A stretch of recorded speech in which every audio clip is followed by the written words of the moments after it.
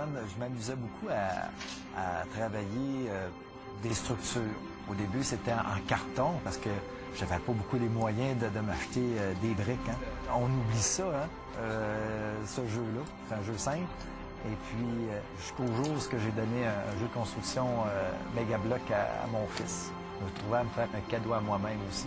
Puis surtout à faire ressortir le rêve que j'avais de jeunesse, de recréer une méga cité comme ça. Là. Au début, mon rêve était de faire la ville de Québec, mais dans le fond, c'est une ville qui grandit. C'est une ville, elle, qui s'appelle Ludovica.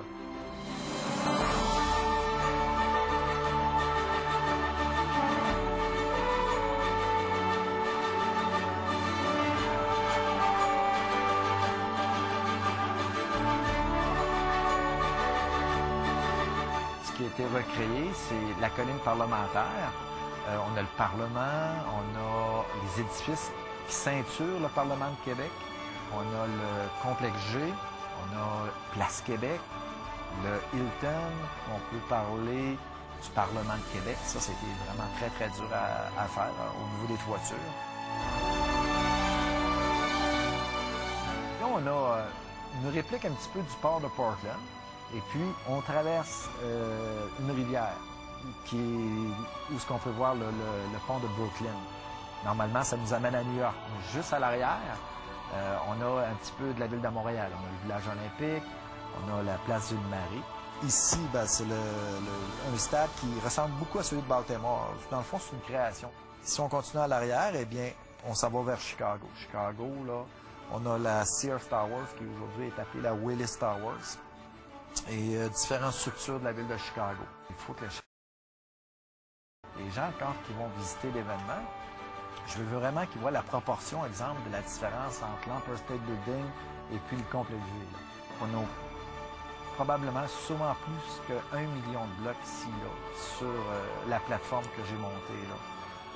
Si on regarde les coûts, c'est sûr que c'est pas donné. Hein. Je dirais qu'il y a peut-être pour environ 25 à 30 000 là, au niveau des blocs d'investis ici. Tu as même abandonné ton emploi pour ça.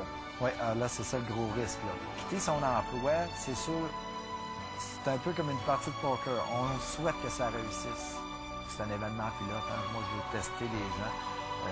Le 5 c'est ça, c'est plus symbolique. Moi, je pense que c'est pas le 5 qui va rentrer dans la caisse que je vais regarder. Ça va être plus le sourire des gens quand ils vont voir la maquette.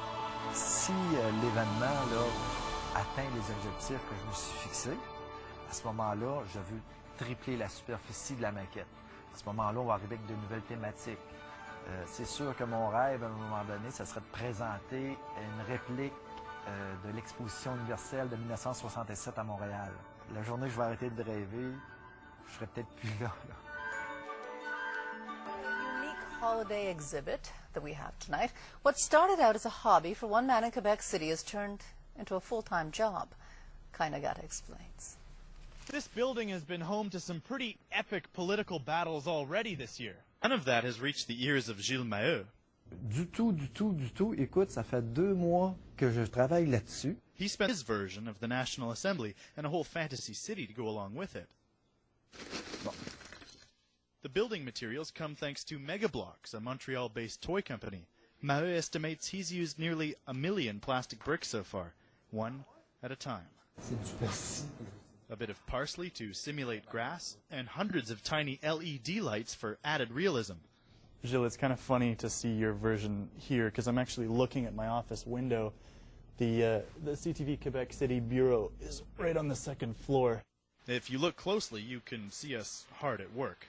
And here's the construction site across the road. Gilles Maheu actually worked in construction until recently, drafting plans for houses. Suite après ce contrat-là, ben là, c'est terminé pour moi au niveau de la... Now he's quitting his job to focus full-time on his passion for plastic blocks. Je me regarde, j'ai 48 ans, puis j'ai vraiment pas le goût d'arriver... I'm 48, he says. I just didn't want to realize one day I'd never followed my dream.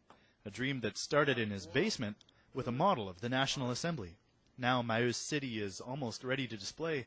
Starting Saturday, he'll be charging $5 at the door. Kai Nagata, CTV News, Quebec City.